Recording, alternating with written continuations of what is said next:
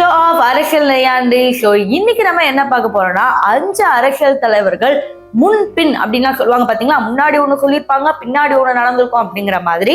So அதெல்லாம் வந்து collect பண்ணி உங்ககிட்ட மீமா கொண்டு வந்திருக்கேன். ஸோ மறக்காம இந்த வீடியோ ஃபுல்லா பாருங்க. அது மட்டும் இல்லாம சேனலை சப்ஸ்கிரைப் பண்ணுங்க. ஸோ இப்போ நம்ம வீடியோக்குள்ள போகலாம். என்னவா இருக்கும் எனக்கு என்ன தெரியும், கேளுடா. இந்த லிஸ்ட்ல ஃபர்ஸ்ட் வர போறது யாருன்னு பாத்தீங்கன்னா ஸ்டாலின் அவர்கள் தான். ஆக்சுவலி உதயநிதி ஸ்டாலின் அவர்கள் என்ன சொல்லியிருப்பாருன்னா, அவர் சரியான லெக் ஸ்பின் பவுலரு, அவர் போட்டா யாராலும் பேட்டிங்க அடிக்க முடியாது அப்படிங்கிற மாதிரிலாம் சொல்லிட்டு இருப்பாங்க. நம்முடைய முதலமைச்சர் அவருடைய நான் கிரிக்கெட் விளையாண்டுருக்கிறேன். இன்னும் சொல்ல போனா மிகச்சிறந்த ஒரு லெக் ஸ்பின் பவுலர். அவர் போலிங் போட்டா யாராலும் ஆட முடியாது. ஆக்சுவலி அதுக்கப்புறம் பல மீம்ஸும் போட்டாங்க அப்படிங்கிறது குறிப்பிடத்தக்கது.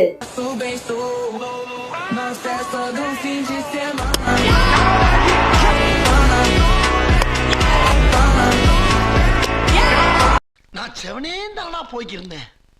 யாரு வம்பு தும்புக்காச்சும் போனனா கௌரவம்னு என் கௌரவத்தையே ஆரம்பிச்சிட்டீங்களா.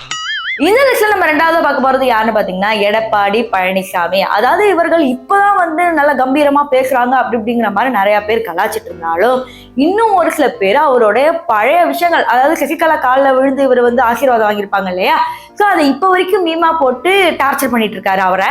ஸோ இருந்தாலும் பாத்தீங்கன்னா இந்த மீமை எப்படியாவது எடுத்துடலான்னு என்னன்னாலும் ட்ரை பண்ணாலும் முடியலைங்க. சசிகலா காலில் எப்படி பூந்து போனா பாத்தீங்களா, இந்த மாதிரி ஒரு பெஞ்சுமா, அந்த பெஞ்சு 2 காலுக்கு நடுவுல தலையை ஒட்டி தாவி போறான்.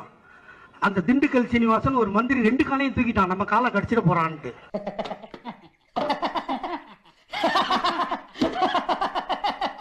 அரசியல்ல இதெல்லாம் சாதாரணமாப்பா. அடுத்த லிஸ்ட்ல நம்ம யார் பார்க்க போறோம்னா உதயநிதி ஸ்டாலின் அவர்கள். ஆக்சுவலி இவர் துணை முதலமைச்சர் ஆகிறதுக்கு முன்னாடியே நம்ம எல்லாருக்குமே தெரியும் எப்படியா அவர் துணை முதலமைச்சர் ஆயிடுவாருன்னு. ஆனா அவர்கிட்ட இந்த கேள்வியை கொண்டு போகும்போது அவர் என்ன சொல்லியிருக்காருன்னு பாருங்களேன். அமைச்சர் உதயநிதி அவர்களுக்கு துணை முதல்வர் பதவி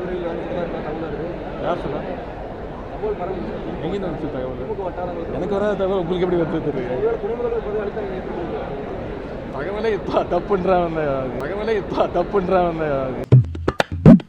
அடங்கப்பா, இது உலக நடிப்புடா சாமி. இப்ப நம்ம பார்க்க போறது யாருன்னு பாத்தீங்கன்னா டிடிவி தினகரன். ஆக்சுவலி இவர் இப்ப வேணா பிரஸ் மீட்லாம் அப்பப்ப கொஞ்சம் கம்மியா கொடுக்கலாம், பட் அப்பெல்லாம் வந்து அவர் இல்லாத பிரஸ் மீட்டே கிடையாது. பட் அன்னைக்கு அவர் பேசலாம் அந்த பேச்சு தான் பாத்தீங்கன்னா சமூக வலைதளங்கள்ல வேகமா பரவிச்சு.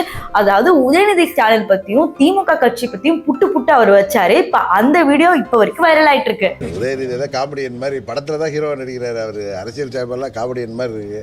அவர் என்ன சொன்னார், தேர்தல் நேரத்தில் போய் எல்லாம் 5000 ரூபாய்க்கு போய் நகையெல்லாம் அடவுவீங்க, நாங்கள் வந்தவொடனே ஒரே கையெழுத்தில் எல்லா நகையும் திரும்பி வந்துடுன்னாரு. ஏமாற்றிட்டாங்க. அதே மாதிரி நீட் தேர்வு ஒரே கையெழுத்தில் எங்கள் அப்பா போட்டுவார், அந்த ரகசியத்தை அப்புறம் சொல்கிறேன்னாரு. ஒரே கையெழுத்தில் அப்பா போட்டுனா சட்ட போராட்டம் நடத்த முடியுது. இவங்க ஆட்சி இப்போ 2026 வரைக்கும் முடியாது. ஏன்னா அது சுப்ரீம் கோர்ட் தீர்ப்பு. சும்மா மக்களை ஏமாத்துறாங்க. ஏன்னா உதயநிதிக்கு தெரியாம இருக்குமா என்ன? இந்த இவனுக்கு ஒரு சீட் எடுத்து பாருங்க ஐயா, வெறும் பொய்யா சொல்லிக்கிட்டு தெரியலாம். இவருக்கெல்லாம் சீட் எடுத்து பார்க்க வேண்டிய அவசியம் இல்ல, முகரையை பார்த்தாலே சொல்லிடுவேன். அடுத்த லிஸ்ட்ல நம்ம யார் பார்க்க போறோம்னா தர்மக்கோள் மினிஸ்டர் அப்படின்னு அன்பாக அழைக்கப்படுகிற செல்லூர் ராஜு தான். ஆக்சுவலி இவர் என்ன பண்ணாரு அப்படின்னு பாத்தீங்கன்னா, வைகை நதியில வந்து ரொம்ப காத்தெல்லாம் போய் ஆவி பரவி தண்ணியெல்லாம் போயிடுச்சுங்க அப்படிங்கிற மாதிரி ஒரு சுச்சுவேஷன் வந்தப்ப இவர் தர்மக்கோள் வச்சு மூடலாம் அப்படிங்கிற மாதிரி பண்ணிருக்காரு. ஆக்சுவலி இது இவரோட ஐடியாவே கிடையாது. அங்க இருக்கிற ஆட்சியர் வந்து இந்த ஐடியாவை கொடுத்திருக்காரு. இவர் போய் அதை வந்து இம்ப்ளை தான் பண்ணிருக்கிறாரு. ஆனா கடைசியில் அது எப்படி போய் முடிஞ்சிருச்சுன்னா இவருக்கே எதிராக திரும்பிடுச்சு. இப்போ சட்டப்பேரவையில இதை பத்தி பேசுறாரு. ஆக்சுவலி இதை பத்தி பேசல, லைக் வேற ஆறுகள் வந்து இந்த மாதிரி தண்ணி வேகமா வந்து ஆவியால பரவப்படுது, அதை காப்பாத்த ஏதாவது பண்ணணும் அப்படின்னு கோரிக்கை வைக்கிறப்ப அதற்கு துரைமுருகன் என்ன சொல்லியிருப்பாரு அப்படிங்கிறது தான் ஹைலைட். தண்ணி அது நிச்சயமா கொடுப்பாரு. அந்த தண்ணி காலியாகாம இருக்கிறதுக்கு டேம் இல்லை, நாங்க சிறுவாய் தெர்மாகூலர் போட்டு மூடி வச்சிருக்கோம், ஒண்ணு கவலைப்படாதீங்க.